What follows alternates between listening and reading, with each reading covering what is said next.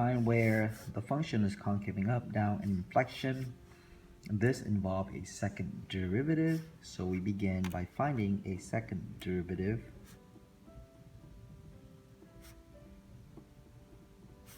One more.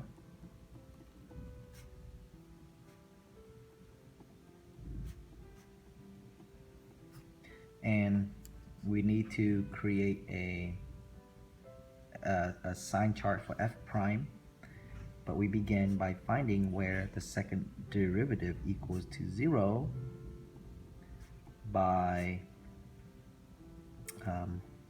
taking out a 2, and we found out that the second derivative equals to 0 at x equals to plus or minus the square root of 2. So if you solve for this, you get x equals to plus or minus the square root of 2. Make this sign graph for y double prime.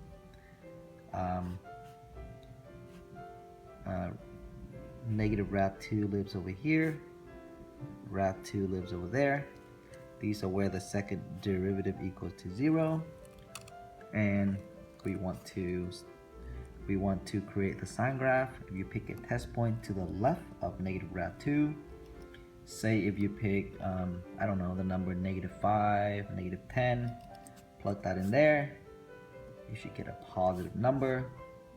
Pick a number between these regions. Say if you pick 0, plug it in there, you get a negative, followed by a positive over there. So now we can answer part A, B, and C. For part A, it is concaving up, where the signs are positive, so that would be from -infinity to -√2, and from √2 to positive infinity. That's where it's concaving up. Concaving down in this region, so part B, concaving down, -√2, √2. And then for part C, inflection. Inflection is where the second derivative equals to 0 and the sign changes from positive to negative or negative to positive. So there are two inflections. They are at both these numbers. Those are the inflection points. What is the value of A if the function f has a local minimum at x equals to 5? So x equals to 5 is the location of a local minimum. Therefore, x equals to 5 is also a critical point.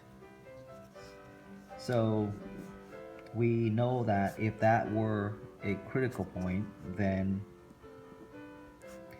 when we take the first derivative and plug 5 into the function, the first derivative should equal to 0 when x equals to 5. The reason is because 5 is a critical point, and critical points are the point where the derivative equals to 0. So that's why it has to equal to 0. Once we finish the computation here and solve for A, you're going to see that A equals to -50. And that's it. Alright. The function is continuous from -1 to 0 and differentiable. According to the mean value theorem, there is a C between -1 and 0 at which f of c equals to the average rate of change. So we know that there's a C between -1 and 0 such that f of c equals to the average rate of change, and that would be f of 0 minus f of 1 over 0 minus, f of 0 minus f of -1 over 0 minus -1. So we know that f of 0 is negative 12 minus, and we know that f of negative 1, it's gonna be this. If you plug 1 in here, you get negative 2. Negative 2 plus 3, that's negative 5. So do it correctly and you should get negative 11 here, okay, over 1. So f of c equals to, the numerator is negative 1 over 1,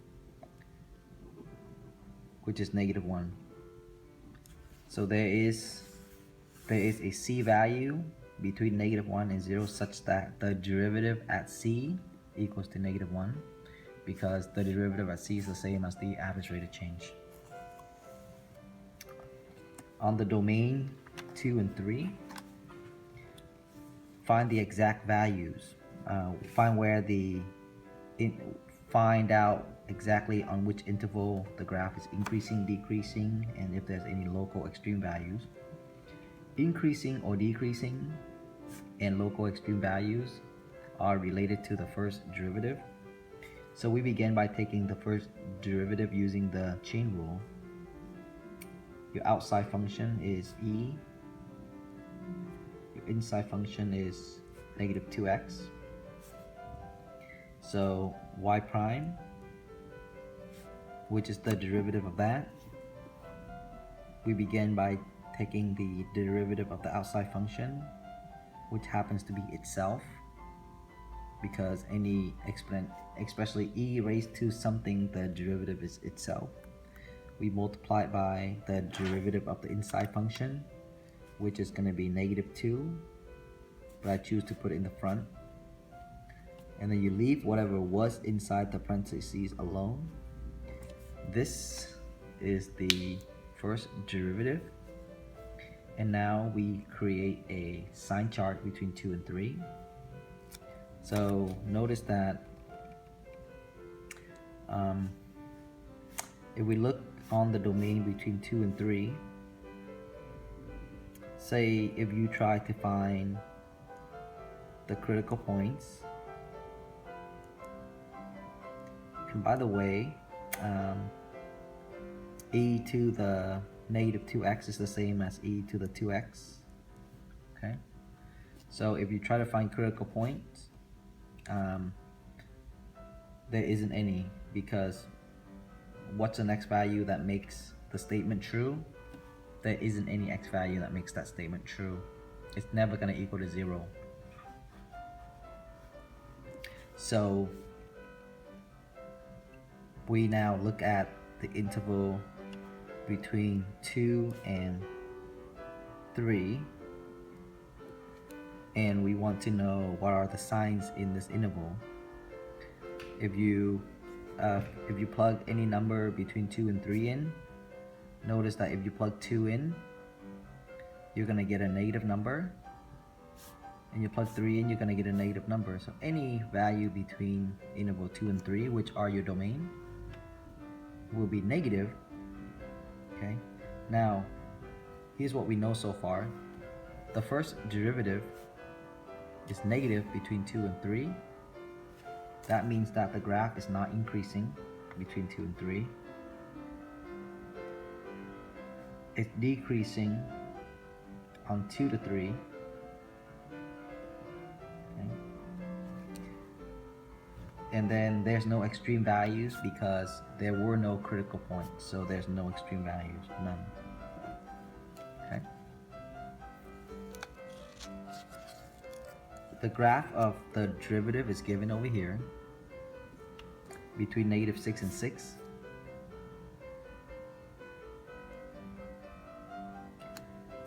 Answer the following question. For what x value does the function have extreme values? So extreme values are the largest and smallest values of a function. If we know the graph of the derivative, Then we look for extreme values by finding the critical points. And these are the critical points. Okay. So for what value of x does the function have extreme values? We say about -1, 2, 3. We say about -3.5. And also 1, 2, 3, about 3.5. Okay. Where is the function increasing? The function is increasing when the derivative function is positive. So that would be from -3.5 to +3.5.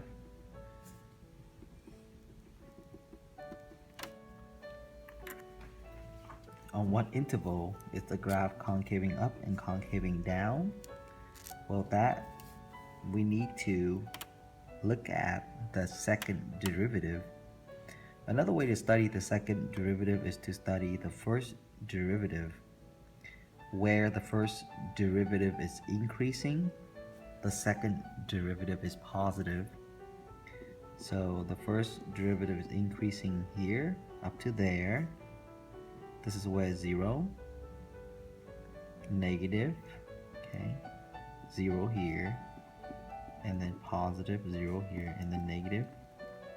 Okay, so we know that in this interval is where the second derivative is positive, and that's where it's concaving up. If you like, you can create like a sign chart for the second derivative. Label this from -6 to +6, and then 1, 2, 3. So at about -3, that's when it equals to 0. Also at 0 is when it equals to 0. 1, 2. At 2 is when it also equals to 0. Notice that the signs are positive here, negative between, positive, and also negative throughout. So it's concave down, is concave down, where it's negative. Down is when it's negative. Second derivative, negative. -3 to 0, and then from 2 to 6, concave up, where the second derivative is positive. So that would be from -6, all, because you know how the graph does, the graph kind of extends down here too, all the way down to -6. So so it's going to be from -6 all the way up to -3. So -6 all the way up to -3. And then from 0 to 2. That's the concavity of that graph. Okay. The graph of the original function is shown. Find the interval on which the function is increasing, right? You can look at it and tell where the function's increasing. You can also plot the derivative of the function. Notice that the derivative are positive here, 0 there, negative there, 0 there, and then positive there, see? So the function is increasing where the derivative is positive. That would be from -6 all the way to -2.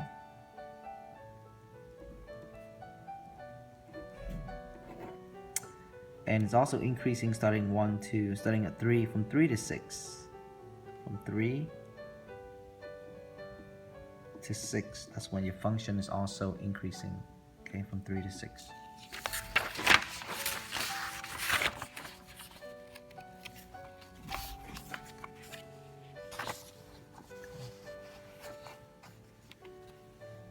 What is the value of a so that the function has a local min Okay, well, local min involve the first derivative, and keep this in mind. If x equals to 4 is a local min, then x equals to 4 is a critical point. So we began by finding the first derivative.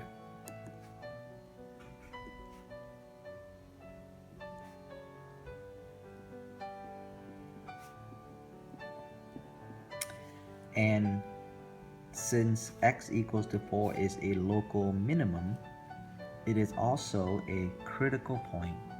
And critical points are points that makes the derivative equals to 0.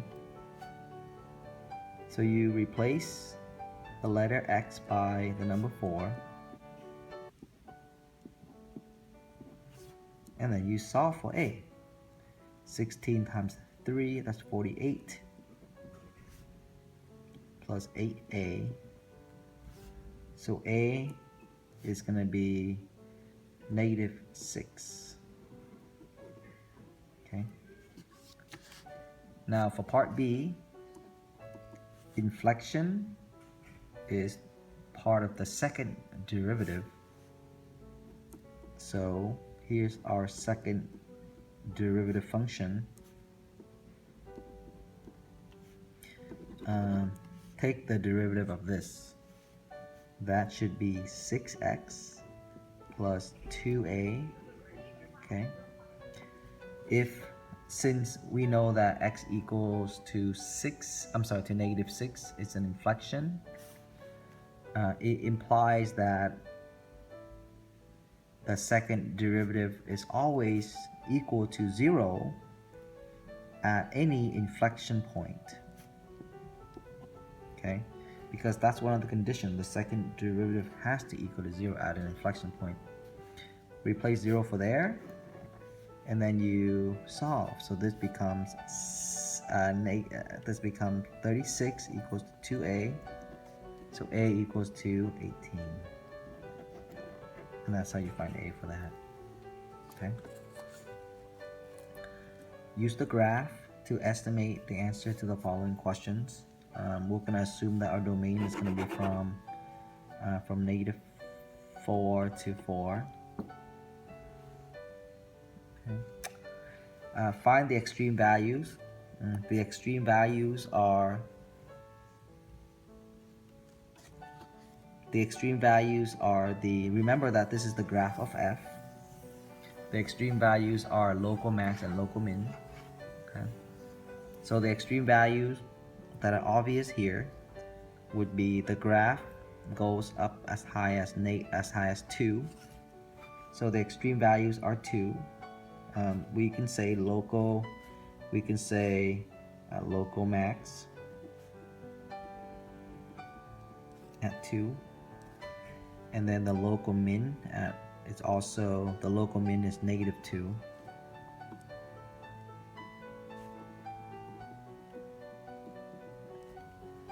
We are unable to see how the graph behaves at the endpoint, which are -4 and 4, so we can't really state that. We don't know what the value is for sure. Where is the first derivative positive? And the first derivative is positive is where the graph is increasing. So it's increasing from all the way starting at -4 up to 0. Because this is where the derivative are positive. It's also going to increase from 2 to 4. So from 2 to 4, that's where it's also increasing. It's decreasing. Well, this is the derivative being negative, and that's where it's decreasing. So we say it's decreasing from 0 to 2. Okay. Where is the second derivative positive? Well, the second derivative is positive when it's concaving up, and it's concaving up, starting around like right here. From here all the way here, that's concaving up. Okay, so it's concaving up, starting at 1 all the way to 4, because that's where the final value of our domain is. So from 1 to 4, that's where it's concaving up. Concaving down. Concaving down is like making a frown face, and that would be from here to here. The graph is concaving down. So from -4 to 1, because you know how we started at -4, because supposedly it does go down here too. So from -4 to 1.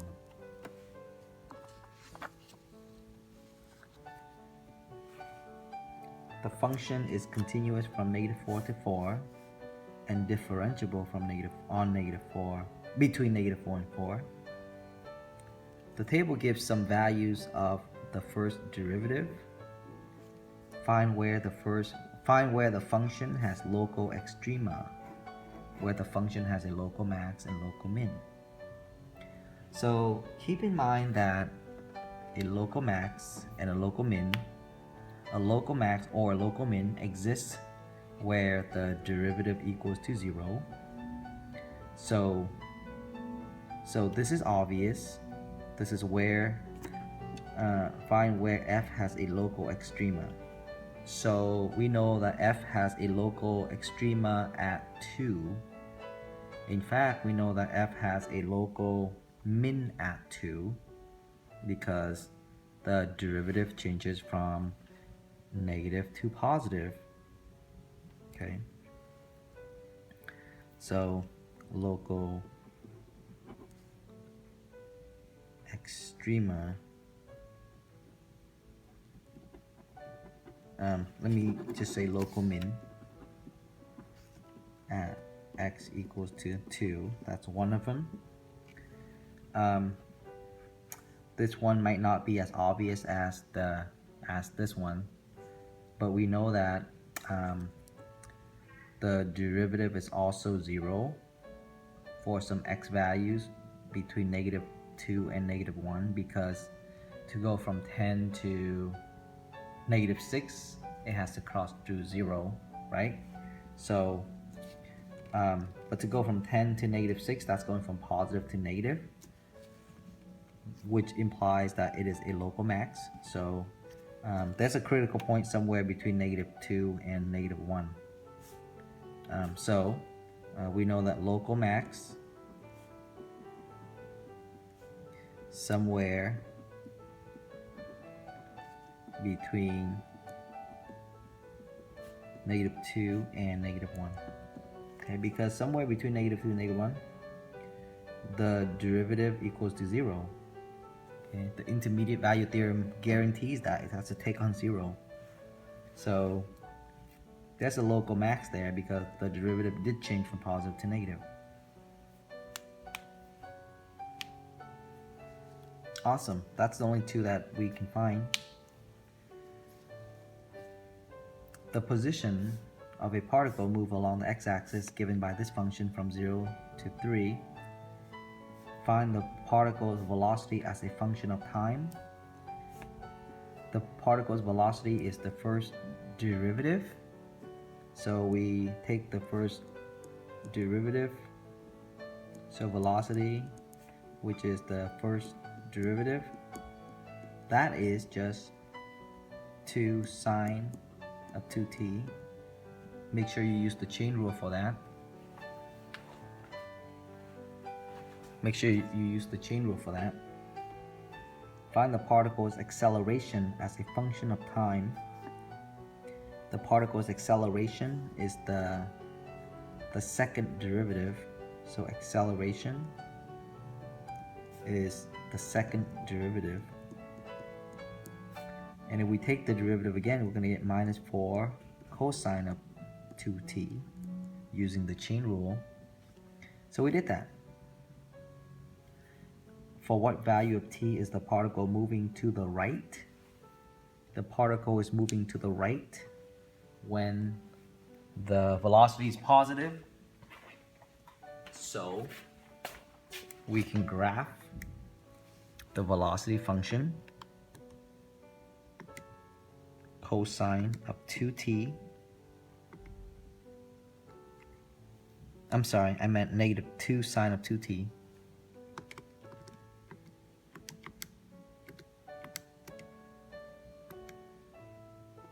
And we're just going to graph it between 0 and 3. We don't need our window to be that wide,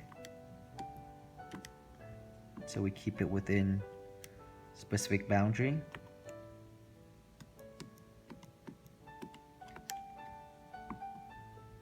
And the particle is moving to right when the derivative is positive. So notice that this is the derivative function and it is positive all the way here. So it is moving to the right starting at that point.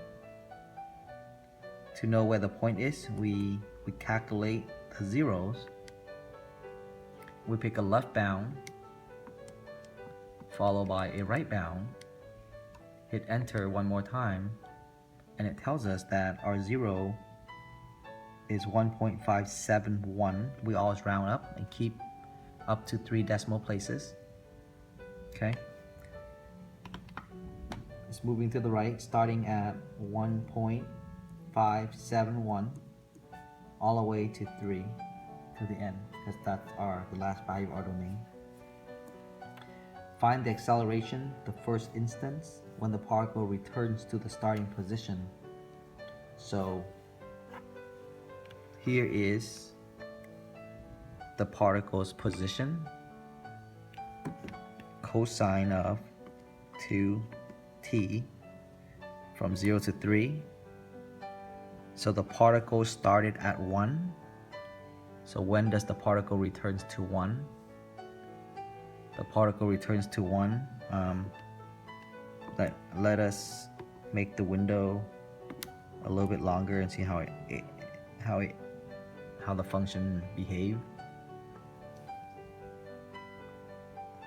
Okay. We trace and we see that the function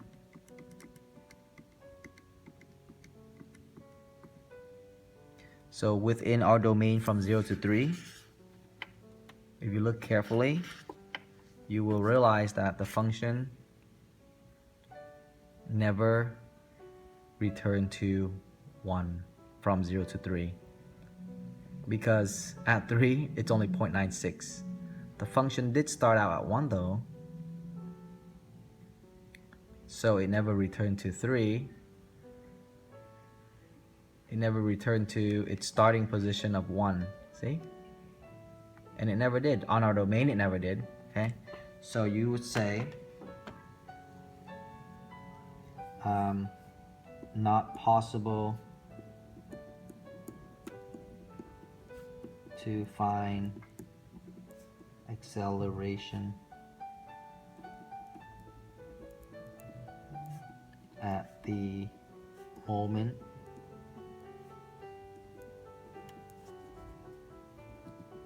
when it returns to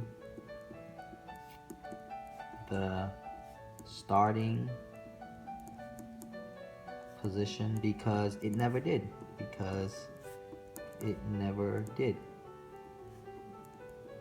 On 0 to 3. Okay.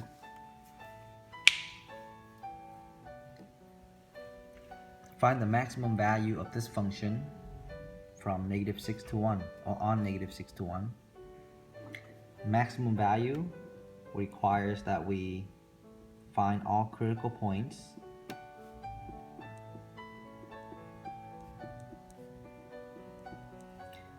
and to find critical points we have to set the derivative equals to 0.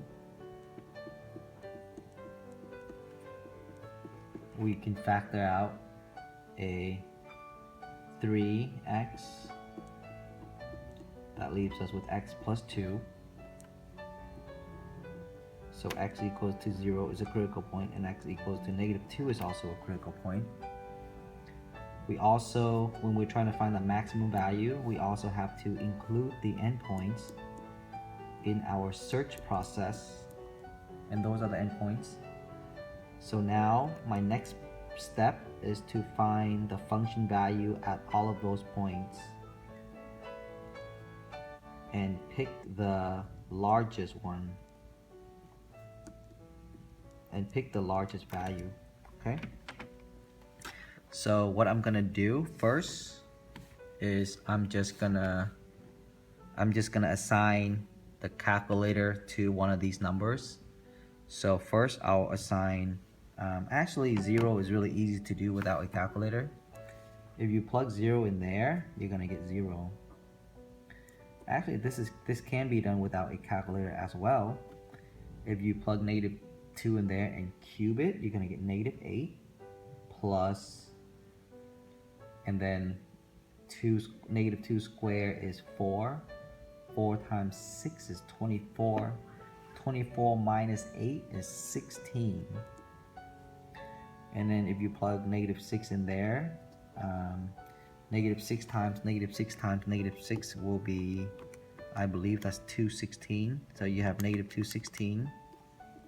Okay. Followed by a minus 36. And that brings us to -252. 252. When we plug 1 in there, we get 7. So the maximum value is gonna be 16. How many inflection points does the function have? We need to analyze the second derivative. Begin by finding the first derivative, and then find the second derivative. Okay, set it equal to 0. So x equals to 3. That is a critical point. I'm sorry, that's a possible inflection point. And once we make the sine graph, we know that the derivative changes from negative to positive. We know that the sign changes from negative to positive. The sign of the second derivative changes from negative to positive. So therefore that is one inflection point. And it turns out that there's only one. So how many points of inflection does the graph has? 1. That point is x equals to 3.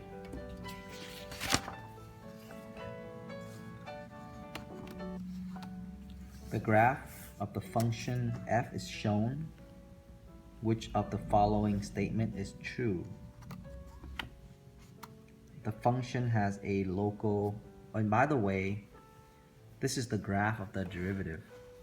Okay, this is the graph of the derivative. So here's what it says. The function has a local minimum at c. So here's c. C is actually not a local minimum. C is actually a local max because the sign of the first derivative changes from positive to negative. The graph looks like this. Positive to negative, right? So that's a max. So that's not true. F has a local max at B. F has a local max at B. That is not true.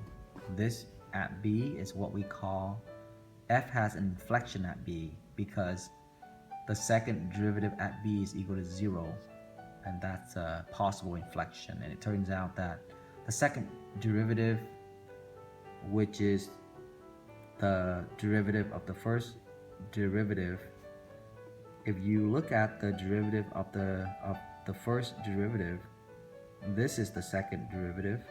The second derivative is positive here, 0 here, and followed by negative there. So that's an inflection point. So that's not a max. The graph has an inflection point at A.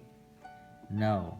At A is a critical point of the function because it is a point where the first derivative equals to 0.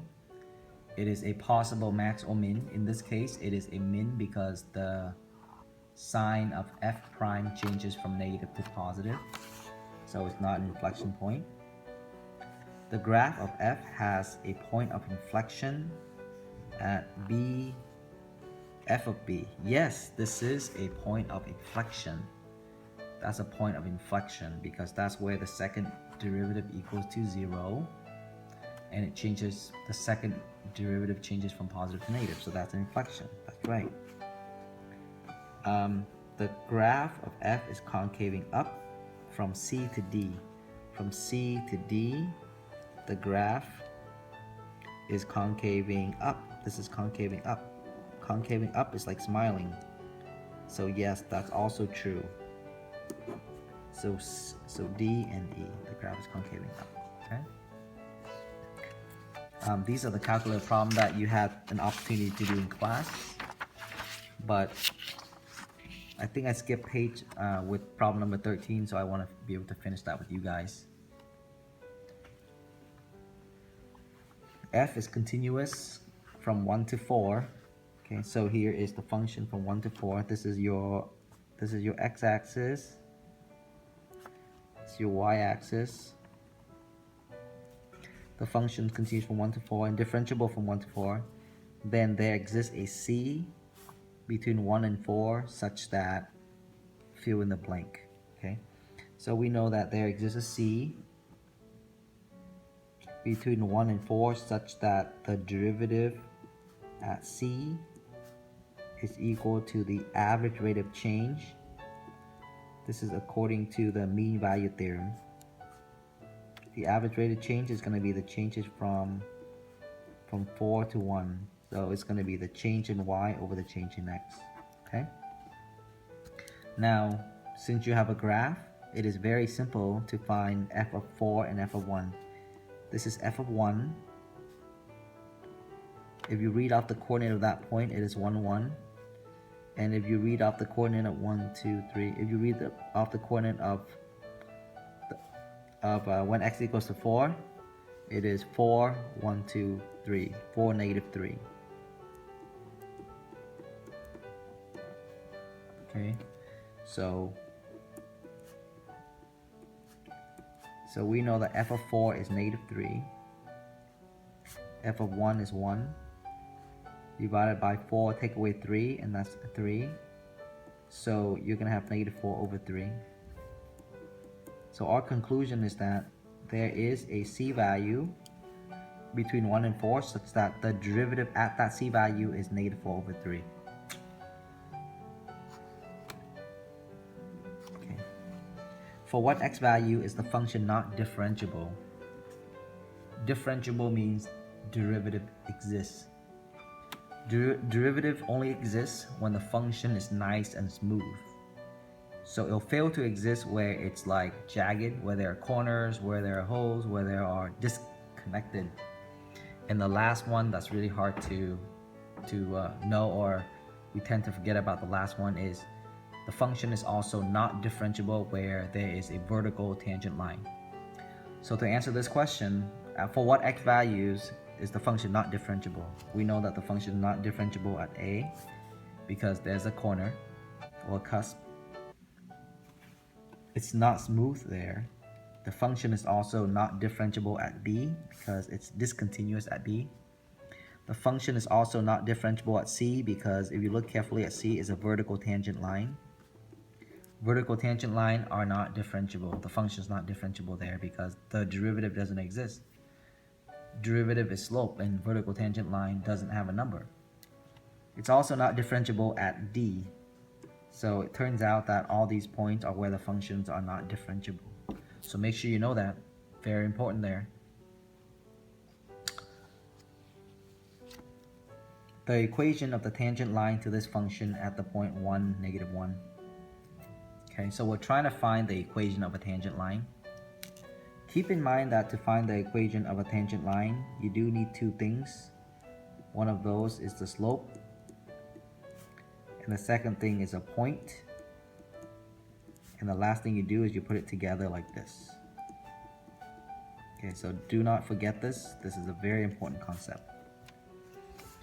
So we begin by finding the slope by finding the derivative of this function because derivative is slope. When we take the derivative implicitly, we're taking the derivative of both sides, which looks like this. When you take the derivative of this side, you get 18x. When you take the derivative of this side, you get 32y times y prime equals to 0. Okay? Now, to find the slope, because derivative is slope, because we have a point, we can just plug 1 and -1 into x and y. So if I plug 1 in for x, I'm going to get 18. And if I plug -1 in for y, I'm going to get -32. And don't forget about the y prime. Subtract 18 of both sides, and then divide both sides by -32. We're going to have 18 over -32. That reduces to half of 18 is 9, half of 32 is 16. So we're going to have 9 over 16, and that is our slope. And since we have a point, we can now put it together. And so if you don't mind, I'll finish this problem number 15 up here. Okay, so it's y minus y1. y1 is -1. So here, y minus y1 equals to m x minus x1. So y minus y1 is going to be a plus because there will be two minuses. One minus there, and the original has a minus. M is your slope. X minus x1. So x minus your x1 is 1. And there you go. You're done. You form an equation. The graph of the function f is shown below, or to the right. Which of the following statements about the function is false? The function is continuous at a. Well, at a, the function has a hole. It is not continuous, so that is false.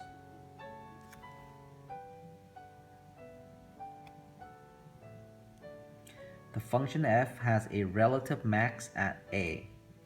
That is also false. Because to have a max or min, the function has to be continuous to begin with. But the function is continuous, so therefore it's not a max or min.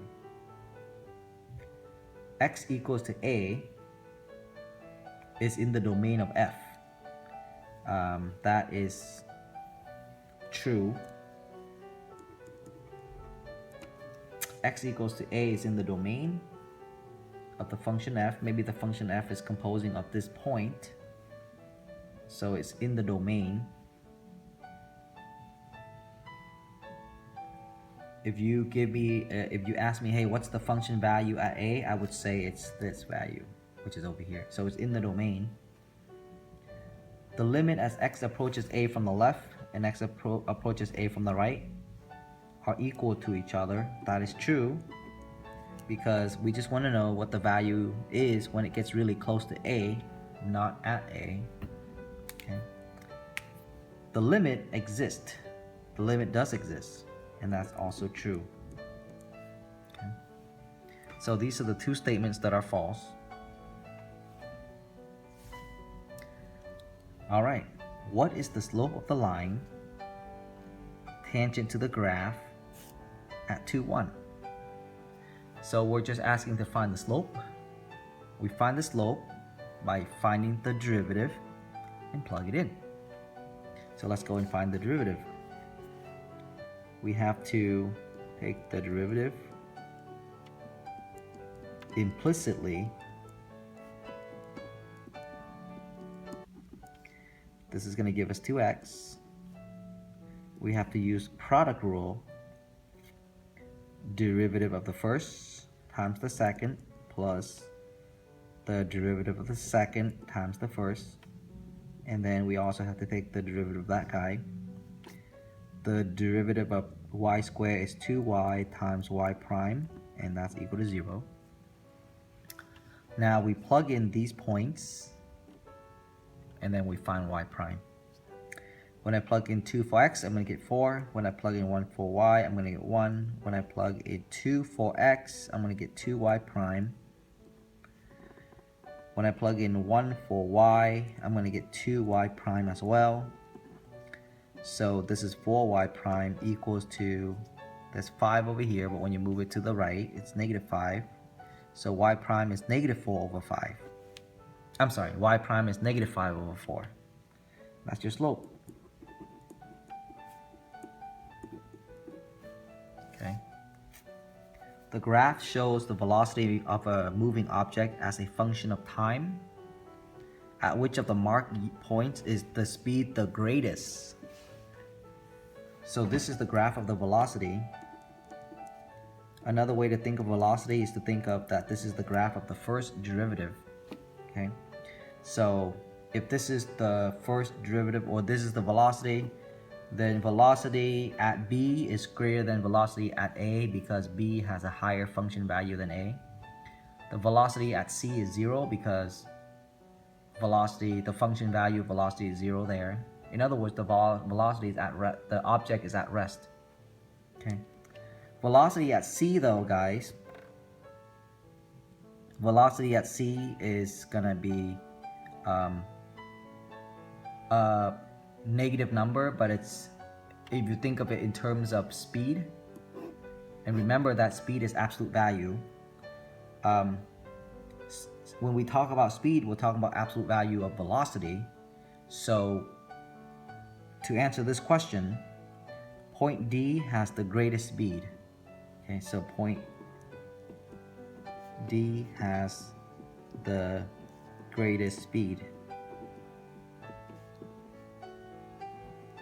because speed is absolute value.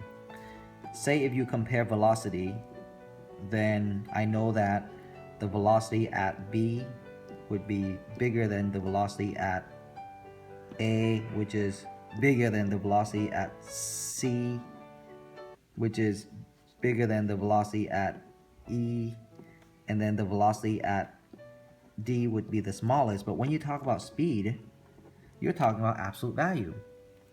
And if you look at the absolute value of this velocity, it's going to be a lot bigger than the others. Okay.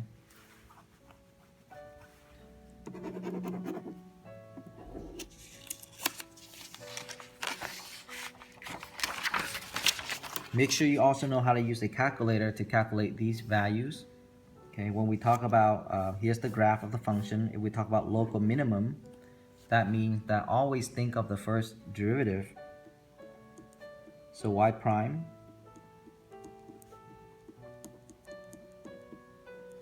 and we make a sign chart through the assistance of a graphing calculator. And we want to know local min. We want to first identify critical point, because for local min we need critical points.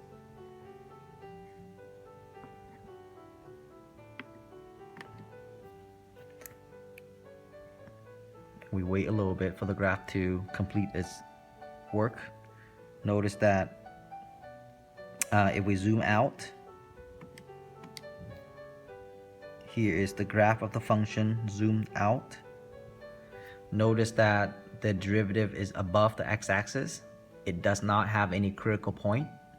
And if it doesn't have critical point, it does not have a local max or local min. So no local min,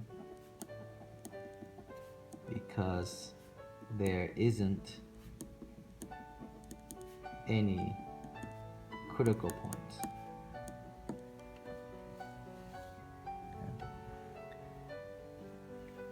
The second derivative is given. How many inflection points does the function have from -10 to 10? We use the graph to create a sine graph for the second derivative. More specifically, the inflection point are found where the second derivative touches the x-axis.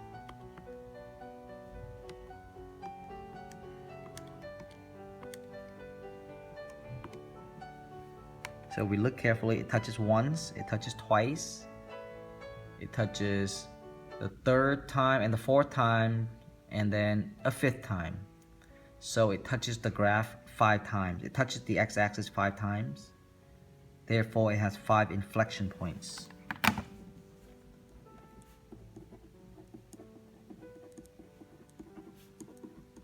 Okay. Inflection point is where the second derivative touches the x-axis, because touching the x-axis is where the second derivative equals to 0. The graph of the function is given. Where does it change concavity? Changing concavity is the second derivative. So begin by finding the first derivative, and then find the second derivative.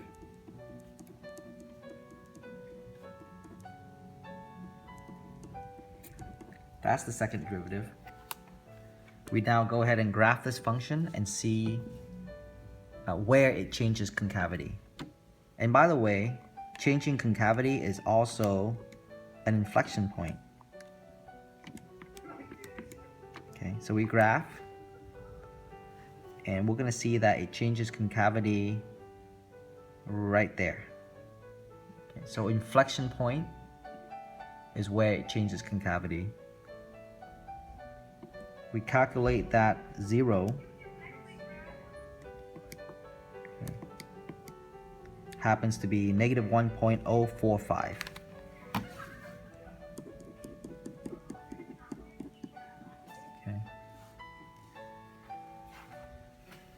Find the derivative of this function. Okay, you shouldn't have to work hard because you have a calculator. The calculator allows you to find derivative at a point. The option is called Math 8. So we begin by hitting Math 8. Okay. Go Math 8, and then type ln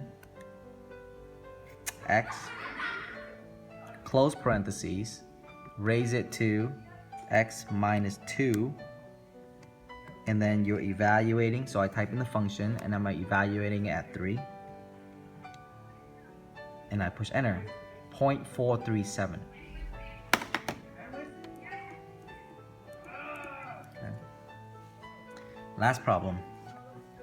If the derivative is given, find the location of the local max.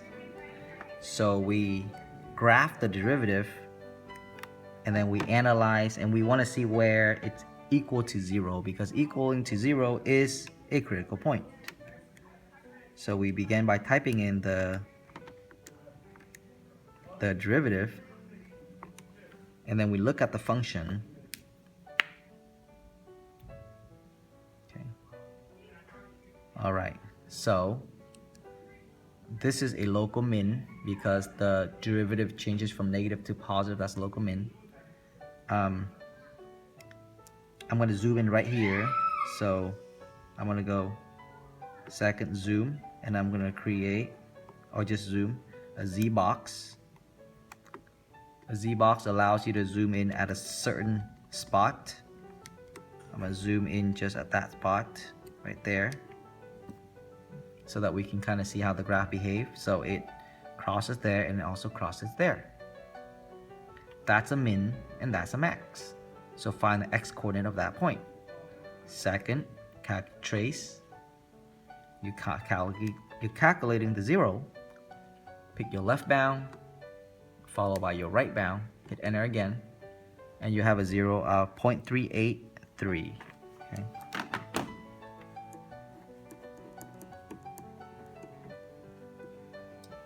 There you go. Good luck on the tests. Study hard, and if I can help you with 1 or 2 questions, you're more than welcome to email me.